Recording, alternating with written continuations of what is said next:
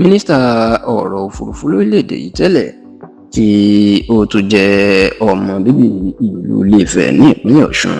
olóyè Fẹ́mi Fani-Káyọ̀dé tí ìnagijẹ tó ń jẹ́ FFK ó mà ti padà sọ̀rọ̀ ó ti tú àṣírí lórí ìdí tí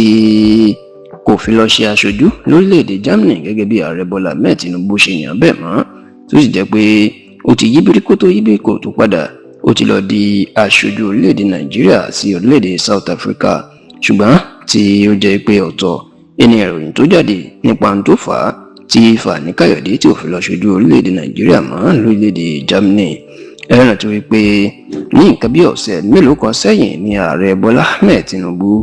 ló kéde àwọn tí ó ṣe aṣojú orílẹ̀-èdè Nàìjíríà ní àwọn orílẹ̀-èdè tó wà káàkiri òkè òkun tó sì jẹ́ pé lára àwọn tí ó dá lọ́lá yìí tí ó dá orúkọ wọn mọ́ àwọn tí ó jẹ́ aṣojú tó lóyìnbó ń pè ní ambassador ó ní Fẹ́mi Fani-Káyọ̀dé tó tún jẹ́ ọ̀kan gbòógì nínú ẹgbẹ́ òṣèlú All Progressives Congress APC àti àwọn alátìlẹyìn ààrẹ Bọ́lá Ahmed Tinubu tó sì jẹ́ pé orílẹ̀-èdè Germany ní ààrẹ Bọ́lá Ahmed Tinubu ó ní wọ́n ní ká gbé Fani-Káyọ̀dé lọ ṣá o nígbà tó di ọgbọ̀njọ́ oṣù kẹẹ̀tọ́ ọdún tá a wà yìí ní ìwé ìròyìn orí ẹ̀rọ ayélujára kan tó ń pè ní People's Gazette ni ló máa gbé ìròyìn jáde wípé orílẹ̀-èdè Germany wọ́n ti tako Fani-Káyọ̀dé o wípé wọn ò lè gbé wá sí ọ̀dọ̀ àwọn nítorí pé ìwọ ẹ̀ kò dáa kì í sì ṣe ọmọlúwàbí táwọn lè gbà kó wá máa ṣojú Nàìjíríà lọ́dọ̀ àwọn wọn ní àrùn orílẹ̀-èdè Germany wọ́n jẹ́ kó dìímọ̀ pé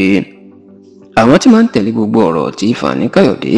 tí ó máa ń sọ àti tó máa ń kọ sórí ẹ̀rọ ayélujára rẹ̀ wọ́n ní gbogbo àwọn ọ̀rọ̀ tó máa ń sọ sí àwọn ẹ̀yà kan tí yóò kórìíra wọn tí ó máa sọ ọ̀rọ̀ àlùfàǹsá sí wọn àti ọ̀rọ̀ tó máa ń sọ nípa ẹ̀sìn tí ó máa gbé ẹ̀sìn kan ga tí ó sì máa tako ẹ̀sìn kan wọ́n ní gbogbo ẹ̀ làwọn ń ṣàkọsílẹ̀ lọ́dọ̀ àwọn táwọn sì rí irú ẹ̀dá bẹ́ẹ̀ gẹ́gẹ́ bí oníwàhálà tí kì í ṣe ẹni tó yẹ káwọn gbà gẹ́gẹ́ bí aṣojú Nàìjíríà sí orílẹ̀-èdè àwọn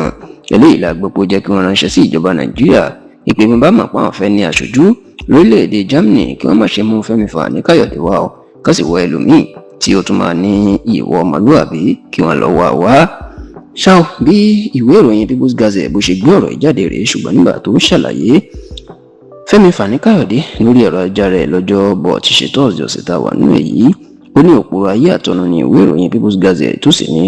òun yóò pè wọ́n lẹ́jọ́ nítorí ìròyìn tó fẹ́ fi gbé òun ṣubú tó fẹ́ fi bà òun lórúkọ jẹ́ ó ní ìròyìn náà ó ní kété tí ààrẹ Bọ́lá Ahmed Tinubu ti yan òun gẹ́gẹ́ bí aṣojú sórílẹ̀-èdè Germany ní òun ti pe mínísítà ọ̀rọ̀